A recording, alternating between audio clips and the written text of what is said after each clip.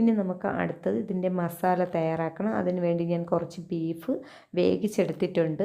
ഇത് കുരുമുളകും, ഒരു 1/2 ടേബിൾ സ്പൂൺ കുരുമുളക്, 1/2 ടേബിൾ സ്പൂൺ മുളക് പൊടി, കുറച്ച് പെരിഞ്ജീരകം, ഉപ്പ്, ഇത് ഇത്രയും ചേർത്ത് വേവിച്ചെടുത്തതാണ്. ചെറിയ രീതിയിൽ കട്ട് ചെയ്തും വെച്ചിട്ടുണ്ട്. പിന്നെ വേണ്ടത് സവാള, പിന്നെ കുറച്ച് ക്യാപ്സിക്കം എടുത്തിട്ടുണ്ട്, കുറച്ച് ടൊമാറ്റോ, കുറച്ച് മല്ലിയില, കുറച്ച് പച്ചമുളക്, എരിവിനാവശ്യമുള്ള ഇത് ഇത്രയാണ് എടുത്തിരിക്കുന്നത്.